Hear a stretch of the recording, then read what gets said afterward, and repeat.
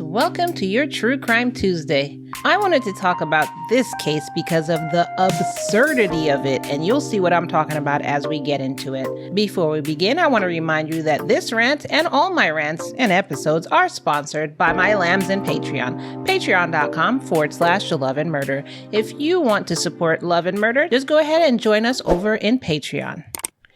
Richard Anthony Jones was convicted in 1999 for the aggravated robbery of a woman in a Walmart parking lot.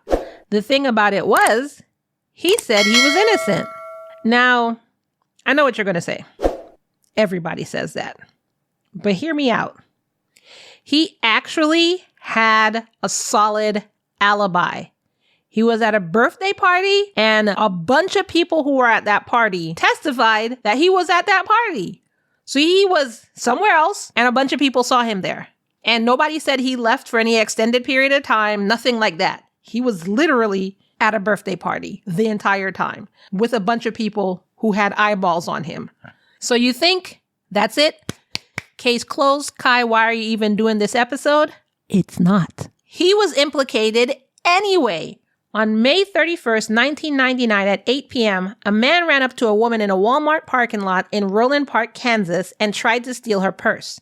The woman was able to fight him off and hold on to her purse, but he got away with her cell phone. Eyewitnesses identified the criminal as, quote, a light-skinned Hispanic or African-American man. Two other people saw the attack, but the three descriptions ranged from a light-skinned black man to a dark-skinned Latino or a tanned white man. Well, they said Hispanic. They also said the person had, quote, long hair that was pulled back. A witness wrote down the license plate number of the car involved in the robbery. Investigators tracked down the driver of the car, and it led them to the house where Rick was.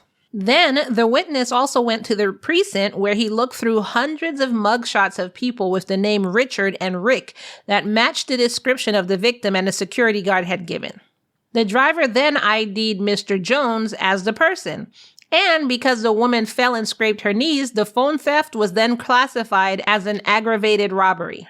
Mr. Jones was then arrested in April of 2000, and his photograph was the only one among the 6 images to be that of a light-skinned man. The photograph in the lineup, his was the only one that was a light-skinned man.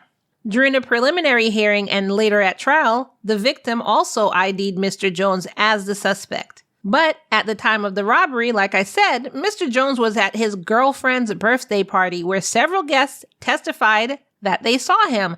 And then they said that he had spent the next day watching movies with the girlfriend. So again, he has somebody who testified that he was there with her all day, and they cleaned up after the party. Not only that, there was no physical evidence, no DNA or fingerprints or anything that linked him to the crime.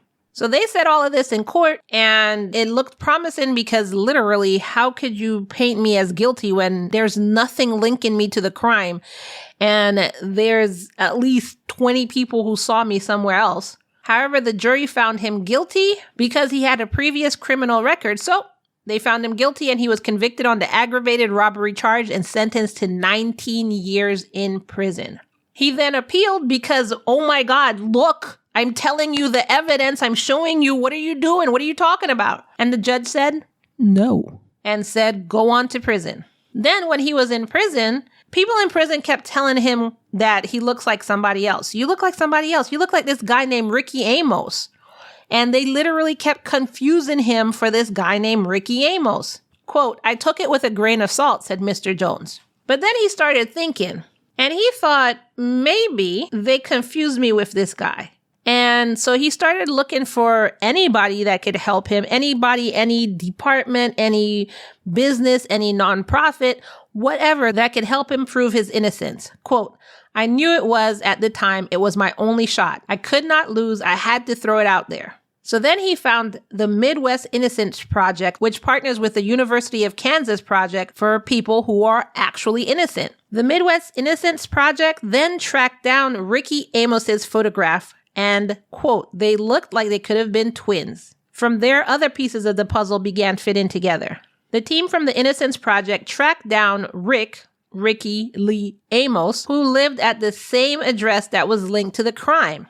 They found out that Mr. Jones and Mr. Amos were actually really close in age, have similar skin tones, have the same facial hair, had the same cornrows.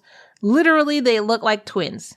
Quote, witnesses were presented with no other option but to choose Jones in the lineups as created, said Alice Craig, who was one of the lawyers and researchers of the University of Kansas School of Law's Project for Innocence. This information that they came up with, the new picture and everything, was presented to the eyewitnesses who, when showed the mug shots of the two men, so they had Mr. Jones and Mr. Amos on one side, could no longer definitely say that Mr. Jones was the one who did this. Mr. Jones then filed a motion for post-conviction release, and Judge Kevin Moriarty held another hearing where two of the witnesses recanted their identifications. And Judge Moriarty said he, quote, has no doubt that a jury would not be able to reach a determination that this defendant was guilty, and this court does not believe any reasonable jury could have made such a decision in this case. And the judge said he needs to be released. So I know you're wondering when he was finally released from prison.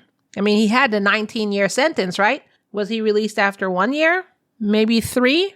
17 years, lambs. 17 freaking years.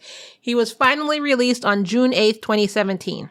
He was 42 years old when he was released. He went in at 25. He had basically almost finished his sentence that was doled out to him. 2017. 17 years. He only had 2 years left to go.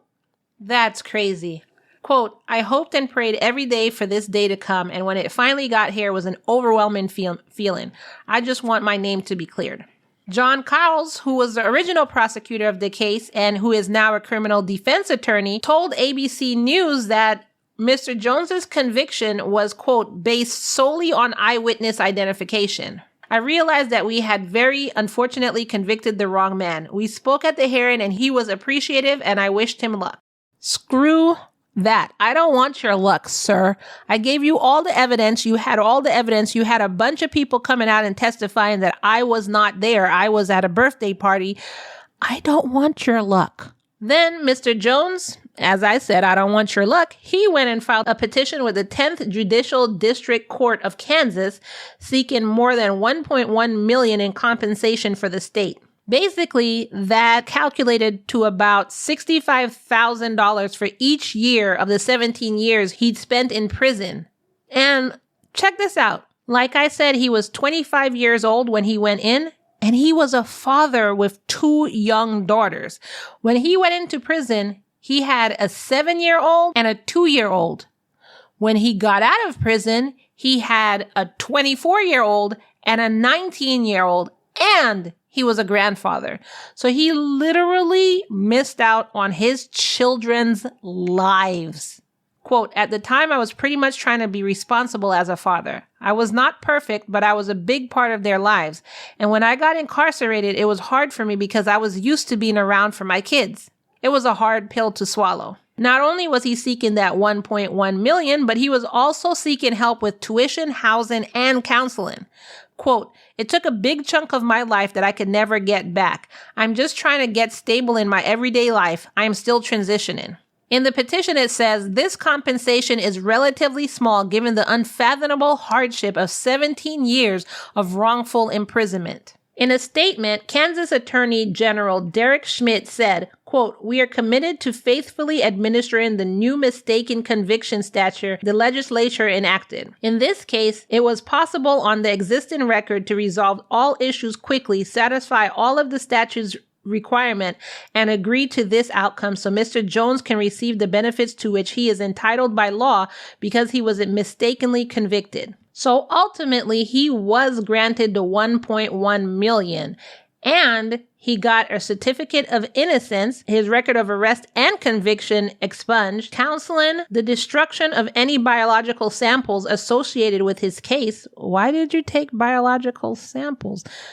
There was no DNA. I don't understand. Okay.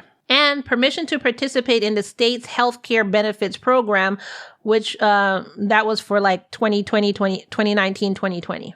Alice Jones, who is the lead attorney with the Innocence Project, said that Mr. Jones held no ill will towards Mr. Amos. Quote, I don't think so because it's not Ricky's fault that this happened, but ultimately he was the one who we believe was responsible for the crime.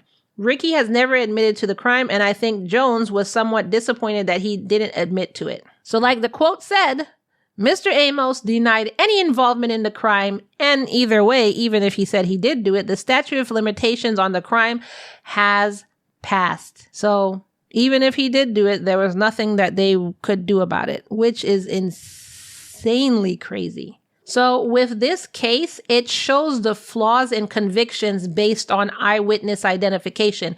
And in a lot of documentaries I see, I hear from investigators that eyewitness identification is the worst form of evidence ever. It's like the worst form of evidence. So I don't know why they still use that. Eyewitness identifications play a role in more than 75% of convictions overturned through DNA testing. This is a statement according to the Midwest Innocence Project. 75, 3/4, y'all.